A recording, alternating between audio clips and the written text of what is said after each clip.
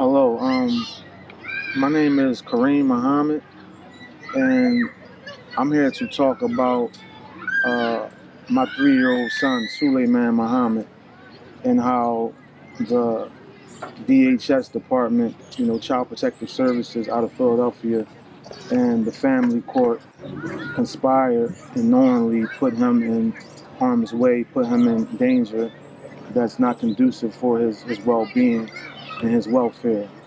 I'm here to highlight, a case of physical and sexual abuse that happened, to my 3-year-old son on 2 different occasions.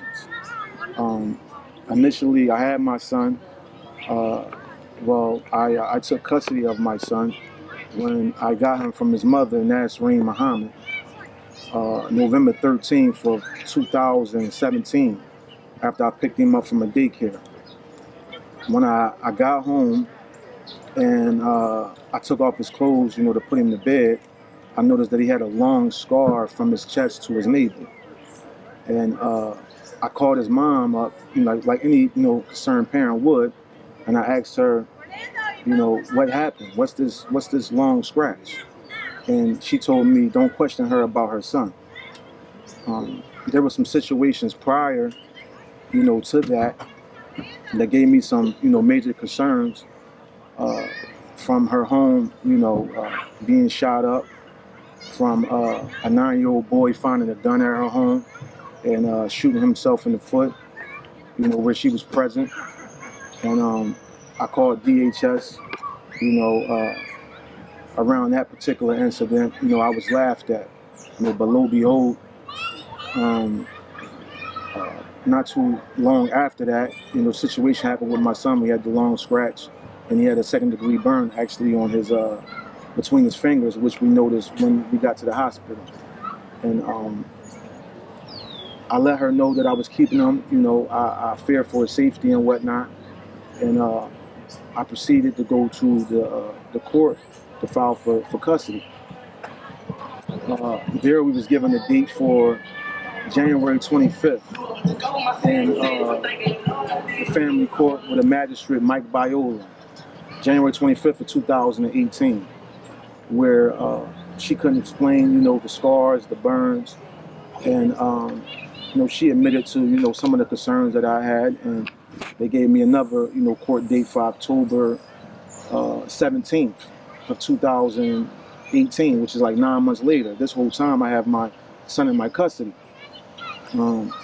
October 5th, there was a motion that she filed for October 5th to get relief because I was withholding my son from her because I had these, concerns and whatnot. And he had these scars and burns that she can't explain.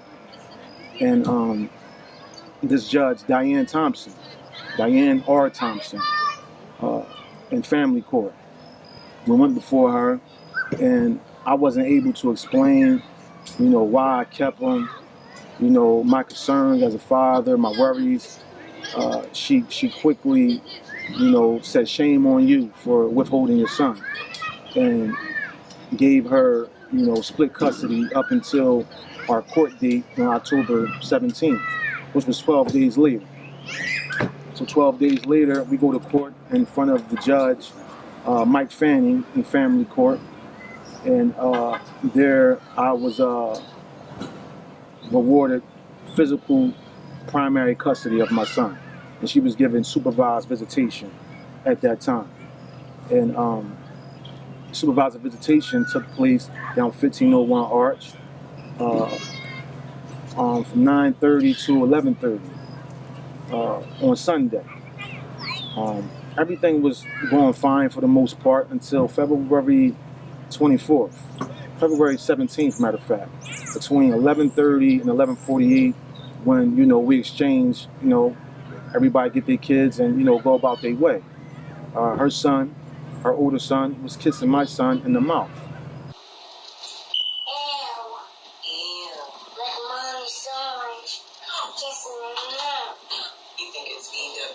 Hey, Sean kiss you? Your brother kiss you? Where he kiss you at? Kiss in the mouth. Kiss you. Sean kiss you where? Kiss my mouth. Where? Show me. Kiss in mouth. Kiss in ear. Yeah, Sean kiss you in the mouth, huh? Oh, okay. He always kiss you in the mouth? And I had some concerns about that. And I addressed her in text message, and I keep a paper trail of everything. And I told her that we need to address the situation. She ignored me, and we had a court date coming up March the 1st. March the 1st of 2019. 2019, March 1st of 2019. And matter of fact, the situation we was kissing my son was February 17th of 2019 as well, if I didn't see that. After that, we went in front of the judge, Diane Thompson, same judge who don't want to hear nothing about the case, who basically, gives rulings without knowing the dynamics of the case, which is kind of premature, I would say. And I told her about the kissing, and I also told her about the child who was kissing my son, which is her older son, because he was doing it without, it's learned behavior. He wasn't trying to be sneaky and do it. This is something he does, and the boy was molested before. DHS said it was nothing. I mean, and you're a grown man. You're able to differentiate. That it's an issue when you got a 3-year-old saying, someone's biting me on the pee-pee. Not only that, the same person, the perpetrator who bit him in his pee-pee, it was a case where DHS was involved with him because he was being molested by his older cousin. And DHS was involved in that case. So it's enough evidence to go back, and I explained all these things, right? So it's not like y'all can't go back and investigate, like, okay, this kid was being molested. The same one that's doing is learned behavior, because it's learned behavior, and I'm not mad at the kid, but at the end of the day, there's neglect there when it comes to the parent that's involved, and DHS was involved in the matter. You know what I'm saying, with this, with this other perpetrator where he was being kissed on, or whatever was being done to him, sexually abused, where the mother ended up beating the child up and going to jail for it. So like there's enough to look into the situation. No mean to cut you off. Go ahead. Well, I can't conclude or make any comment about the past investigation regarding the other child. Now, in terms of this case, this investigation that I had, because I believe that you did have several other investigations after me, right or no? Say that again. Did you have another DHS worker after me? Yeah, I'm working with somebody. I'm working with somebody as of now. Yeah, I'm working with somebody as of now. With DHS? Yeah, yeah, with DHS. Okay, And I found out DHS was involved, in the case because when I went to court, January 25th of 2018, the judge, magistrate, Mike Viola asked her, had she ever had a case involving DHS? And she said, no. And the judge was like, that's a long no, ma'am, is you sure? And that came out. I knew about the molesting situation, but I didn't know about, DHS being involved. But that's how I know DHS was involved in that case. Well, then again, Mr. Muhammad, I mean, like when it comes to preventive issues, there's nothing much we could do. What we emphasize is safety of the child. So with anything that's imminent, then we will try to do our power to solve. And then when it comes to preventative services or preventative issues, we implement services to assist families as usual. Okay, I don't know if that's making sense, but when it comes to preventative, there's very limited things we can do. In terms of you can have a concern with the child, again, you have to address that in court. You cannot override another court order. That's one thing. See the credit. It's like we talking in circles. See, y'all saying y'all can't override a court order, but the courts relied on y'all to make an assessment, and your assessment was we found no findings in the kid saying that, and the kid saying, so if someone comes to your son and your son saying someone's biting me in the pee, right? I mean, because you was the same one that said why I'm not taking him back to his mother's house, and he has a claim that he's being, sexually abused, and you was more concerned with why am I not filing a court order when that's like way above your pay grade? So you was jumping in a court situation when you really had nothing to do with that. I expected you to come out and look out for the best, interest, and well being of my son. Now you're saying that y'all try to prevent safety.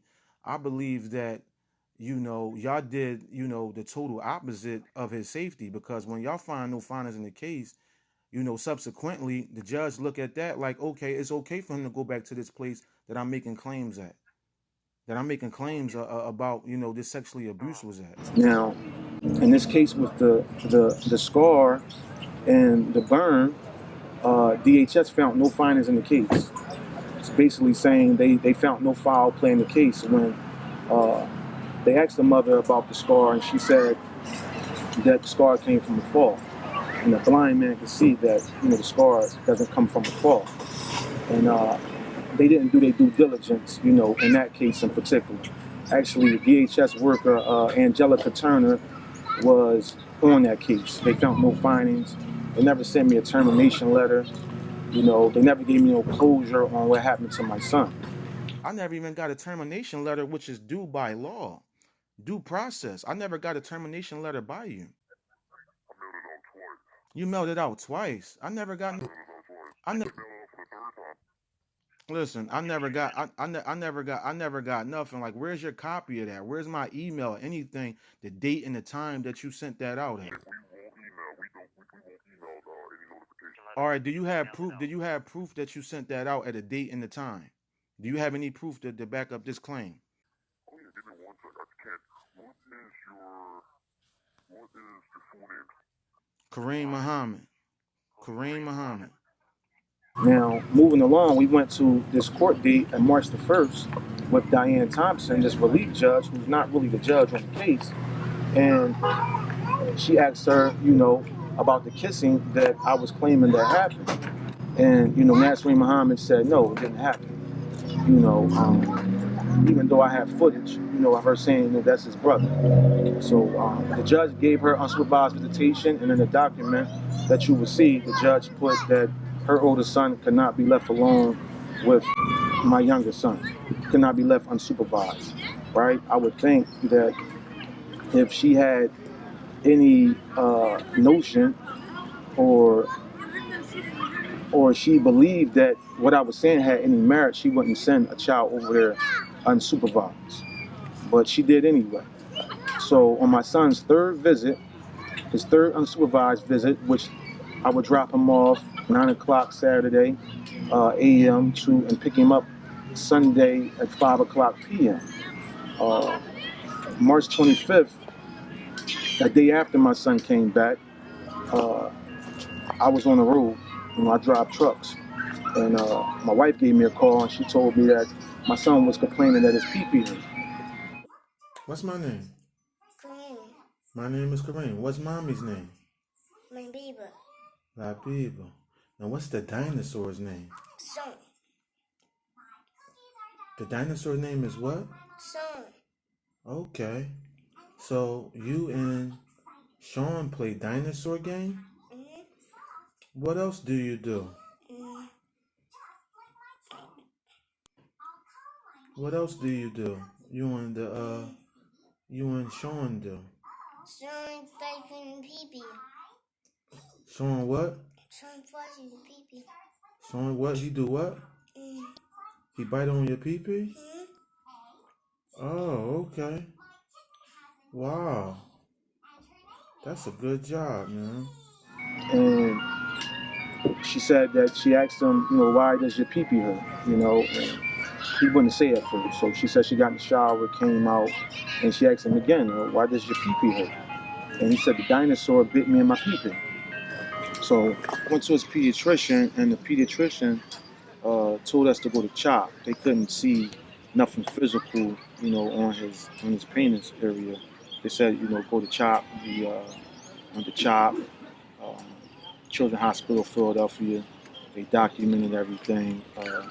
He told the people there that the dinosaur bit him in his pee-pee, but at the time he didn't say who was the dinosaur. Didn't know if he could distinguish, who was the dinosaur. So we went home. I talked to him in the room. asked him about the dinosaur and whatever. And, what did the dinosaur do? Tell me, he been on the PP. The dinosaur name is what? Son. I'm not familiar with Special Victims Unit, but I was told to call them up because they specialize in sex abuse with children or whatever. So I called them up, a few days later or whatever, and they came out and they took a report down. They said Philadelphia Child Alliance will be following up with me. DHS, of course, they called them. At this time uh, I lost faith in DHS. I was basically going to call a therapist up to talk to him, an independent private therapist that I could pay out of pocket to talk to him and see, what was going on. So DHS came out, a guy by the name of Chun Hung Lao. He's DHS social worker.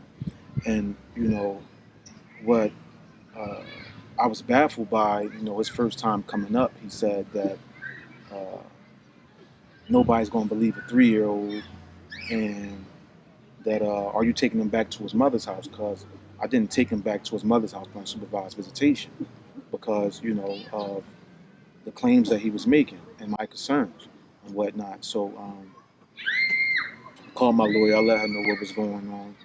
She was on the case for a year. We was given a court date for August 1st. On October 17th of 2018, we was given a court date for August 1st to it was evaluation to see, how the mother was doing, how the, visits was going and whatnot, or whatever, to see if we could proceed any further. So, Chun Hun Lao, he came out and, his demeanor was just off. His demeanor was, why are you not taking him to his mother's house or whatever? And he wasn't concerned about the welfare and the safety, of my son, which I kind of, felt to be appalling or whatever. So I never got no follow up with PCA, Philadelphia Child Alliance. Moving forward, we had this date for August 1st. We had that since October 17th of 2018, after I was given primary custody. And mind you, this judge that made the ruling October 1st, after having the situation, we had the burns and the scars. She sent them over there, and that was basically overruled by the judge, Michael Fanning, on the case. That was the first time she made a decision without knowing the dynamics of the case, which put him in harm's way. And this time, March 1st, when she made a ruling to give him a supervised release, unsupervised visitation. Situation happened when my son was, bit in the penis. And all of this stuff could have been, it was foreseen by the chain of events that happened prior to that. And I go to court August 1st in front of Judge Michael Fanning, Administrator Michael Fanning, and we're going in front of there for the evaluation and also for me violating the court order. And we're going to handle everything there. So we go there. They ask, where was my son? I try to give them the evidence of the things that happened. That the reason why I violated the order, and he wouldn't allow me to give it to him. And mind you, my lawyer's not there, and it's crazy how all of these people colluded together. Yonina Ornstein from Sadek and Cooper. And she's my lawyer. She's my lawyer for a year. I got an email from her in May when she said, in order for her to represent me on this case, that she needed about $3,000 or whatever to retain. And I said okay. And in June, I got a letter from the firm saying they had $1,400 left on retainer. So I'm thinking like everything is okay. And I get a letter from her in July. Now, mind you, she used to call me. We used to do the exchanges over the phone, debit cards over the phone, or whatever the case may be. I just get an email saying that she withdrew from the case July 8th. So I email her back, showing her the letter I got from the firm, saying they owe me, or they had $1,400 left in retainer, and uh, she emails me back saying that they made a mistake. So I'm like, okay, if they made a mistake, let's rectify the situation, right? Even better yet, I'm not even going to try to get into all the logistics of who owes who and how many hours you put in. I'll give you the 3,000. I emailed her back. I never got no email back. Never got no response whatsoever. This is 2 weeks before I got to go to court. So I'm basically going into court without a lawyer, and I believe she colluded and she conspired along with the judge, along with DHS, to withdraw from the case. Like, who does that, right? So it's kind of funny. So when I go to court August 1st, they asked me where my son was at, and I didn't know I had to bring my son to court. And the judge didn't want to see, none of my evidence, nothing of the stuff that I had to say. And we went there 3 times. The third time, after I gave my son, the third time I didn't get a chance to go in there.